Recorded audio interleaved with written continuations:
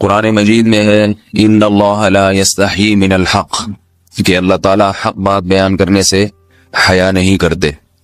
حدیث میں بھی بعض ایسے مسائل کو اللہ کے رسول نے بیان کیا ہے صلی اللہ علیہ وسلم نے جو بظاہر حیا کے خلاف ہیں، مگر اس لیے بیان کیا کہ اگر آپ صلی اللہ علیہ وسلم بیان نہ کرتے تو لوگ ان بے شرمی کے کاموں میں مبتلا ہو جاتے۔ اسی وجہ سے میں بھی یہ ہمت کر رہا ہوں کہ ایک اور ایسا گناہ جس میں لوگ مبتلا ہیں اور وہ ہے حیا کے خلاف، مگر ہے بہرحال شریعت کا مسئلہ اور لوگ اس میں گناہ میں مبتلا بھی ہیں، اس لیے بتانا ضروری ہے۔ وہ یہ ہے کہ لوگ شادی کے بعد بھی آج کی نوجوان نسل زوجہ سے، بیوی سے غیر فطری طریقے سے ہم بستری کرتے ہیں۔ انٹرنیٹ پہ بےہودہ فلمیں دیکھتے ہیں تو جو چیز انگریزوں کی دیکھ رہے ہیں کہ ان کے کلچر آہستہ آہستہ میڈیا کے ذریعے ہمارے معاشرے میں بھی آ رہا ہے۔ اللہ کے رسول صلی اللہ علیہ وسلم نے لعنت فرمائی ہے، ایک روایت میں ہے کہ اللہ اس کی طرف دیکھے گا نہیں کہ جو اپنی زوجہ سے پچھلے راستے سے ہم بستری کرے گا۔ یہ بیماری بھی، یہ گندگی بھی لوگوں میں پھیلتی جا رہی ہے، خاص طور پہ جن کو لڑکوں سے بدفعلی کی عادت پڑ جائے تو وہ زوجہ سے فطری راستے سے ہم بستری نہیں کرتے۔ اللہ نے فرمایا کہ نساؤکم حرث لکم، یہ تمہاری زوجات ہیں، بیویاں ہیں، یہ نسل بڑھانے کے لیے ہیں، تو اسی راستے میں انسان اپنی خواہش کو پوری کر سکتا ہے جس راستے سے نسل بڑھتی ہے۔ اس کے علاوہ کسی اور راستے سے اپنی خواہش کو پورا کرنا یہ حرام ہے، گناہ کبیرہ ہے، گندگی ہے۔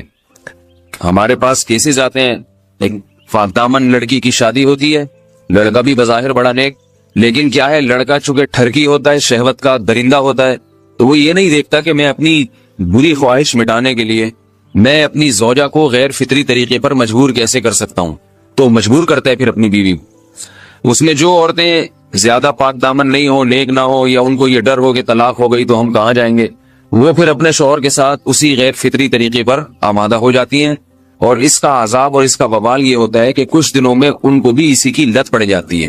انسان جب بھی کوئی غیر فطری راستہ اختیار کرتا ہے، آخرت کا عذاب تو بعد میں، دنیا کا عذاب یہ آتا ہے کہ پھر اس کو لذت فطرت میں آتی نہیں ہے، تو جو راستہ اللہ نے رکھے اس میں اس کو لذت نہیں آئے گی، وہ گندگی میں ہی گھسنے کی کوشش کرے گا، اس کی بھی فطرت خراب ہو جاتی ہے، اور جس کے ساتھ یہ بدفعلی کی جائے اس کی بھی فطرت خراب ہو جاتی ہے، وہ بھی پھر کسی کے قابل نہیں رہتے۔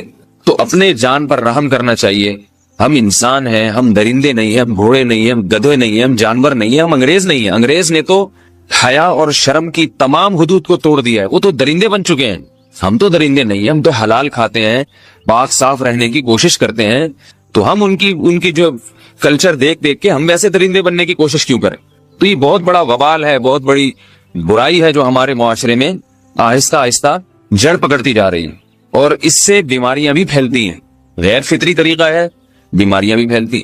ایسے کیسز آتے ہیں کہ جناب وہ مرد مجبور کر رہا ہے بیوی کو، اور وہ بیوی جو ہے ساتھ نہیں دیتی تو پھر اس کو طلاق کی دھمکیاں دیتے ہیں، ایسے کیسز بھی آتے ہیں۔ اور یہ بھی آتا ہے کہ مرد جب اپنی بیوی کو غیر فطری طریقے پر مجبور کرتا ہے، بیوی آمادہ نہیں ہوتی، تو مرد پھر یہ دھمکی دیتا ہے کہ بھائی میری خواہش تو تم سے پوری ہوتی نہیں ہے، پھر میں دوسروں کے پاس جاؤں گا۔ تو یاد رکھیں، جس عورت کا شوہر یہ دھمکی دے اس کو کہ میں زنا کروں گا اگر تم نے میری خواہش پوری نہیں کی غیر فطری طریقے سے، تو عورت اپنے شوہر سے کہہ دے کہ جاؤ تم کہیں اور جا کے منہ کالا کرو، تمہاری فطرت میں گندگی ہے تو یہ مجھے گندا بنانے کی کوشش نہ کرو، اس کو زنا کرنے دیں، وہ اللہ آخرت میں اس سے بھگتے گا۔ ہر بیماری کا اللہ نے علاج رکھا ہے۔ اللہ کے رسول صلی اللہ علیہ وسلم نے فرمایا، صحیح بخاری کی حدیث، ما انزل اللہ من داء الا انزل له دواء، کوئی بیماری ایسی نہیں ہے جو اللہ نے نازل کی ہو اور اس کے لیے دوا نہ رکھی ہو دنیا میں۔ تو اگر کسی کو ایسی لت پڑ گئی ہے غیر فطری کام کی تو اس کو چاہیے کہ وہ اپنا علاج کرائے، ڈاکٹر سے بھی رابطہ کرے، اور سب سے بڑا علاج یہ کہ کچھ وقت صبر کرے گا، چھوڑ دے گا کچھ عرصے کے لیے، تو خود بخود آہستہ آہستہ صحیح ہو جائے گا۔ ایک آدمی شراب کا عادی ہے، ایک علاج تو یہ کہ ڈاکٹروں سے رابطہ کرے، بہترین علاج کے چھوڑ دے، کتنے دن تڑپے گا؟ ایک دن، 2 دن، 3 دن، 4 دن، 1 ہفتہ، 2 ہفتہ، بہت زیادہ سال ہو جائے گا نا، اس کے بعد خود بخود ٹھیک ہو جائے گا۔ سگریٹ کا عادی ہے، چھوڑ دے گا، تو کتنے لوگ ہم نے دیکھے ہیں دن میں 20 سگریٹ پیتے تھے، چھوڑنے پر آئے تو بالکل ایک دم چھوڑ دی انہوں نے، آہستہ آہستہ کر کے چھوڑ دی، لیکن تکلیف ہوئی مگر عادی ہو گئے۔ تو اب کسی کو یہ لت پڑ گئی ہے غلط کام کی، برائی کی، تو اس کا بہترین علاج یہ ہے کہ وہ اپنے آپ کو بدلنے کی کوشش کرے، ماحول بدلے، اور کچھ وقت صبر کرے گا تو اللہ اس سے یہ عادت چھڑا دے۔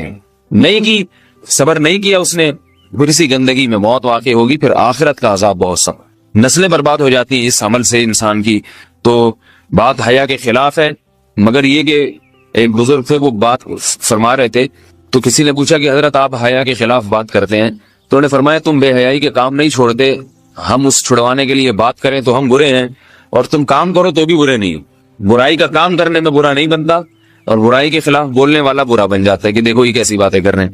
تو وہی باتیں ہیں، اس لیے ہیں کہ یہ معاشرے میں یہ برائی پھیلتی چلی جائے گی، اور یہ ہماری اپنا کلچر نہیں ہے، یہ امپورٹ ہو رہا ہے باہر سے، یہ امپورٹ ہو رہا ہے، یہ وہاں میڈیا کے ذریعے آ رہا ہے. تو وہ چیزیں دیکھا نہ کریں اور ان لوگوں سے دور رہا کریں.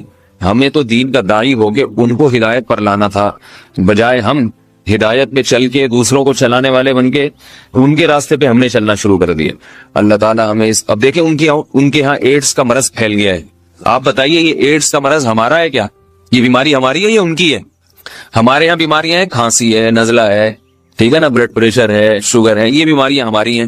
کوئی اللہ کا شکر ہے گندی بیماری ہمارے ہاں نہیں ہے. جتنی گندگیاں ہیں وہاں سے آ رہی ہیں. ایڈز کا مرض وہاں سے امپورٹ ہوا ہے. وہ ایڈز کا مرض اسی بدفعلی کی وجہ سے پیدا ہوتا ہے، اسی سے جراثیم پیدا ہوتے ہیں، اور اتنا خطرناک مرض کے ایسے متعدی ایسے پھیلتا ہے. افغانستان میں ایڈز کا ریشو 0 تھا، 0. وہ جانتے نہیں تھے کہ ایڈز کا مرض ہوتا کیا ہے. جب سے امریکن آرمی، برطانیہ آرمی افغانستان میں آئی ہے، فوجی آئے ہیں، افغانوں میں ایڈز کا مرض پھیل گیا ہے. انہوں نے وہاں بدفعلیاں شروع کر دی ہیں.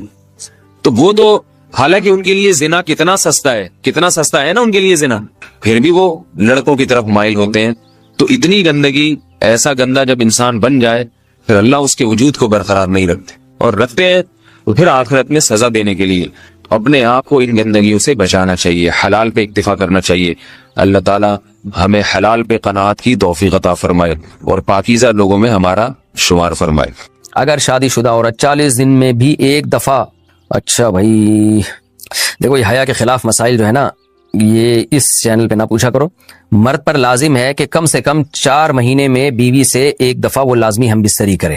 تو اگر وہ 4 مہینے میں ایک دفعہ بھی نہیں کرتا تو پھر جو ہے وہ دیانتاً ذمہ دار ہوگا. اس بات کا خطرہ ہے کہ وہ گناہگار ہو، کیوں حضرت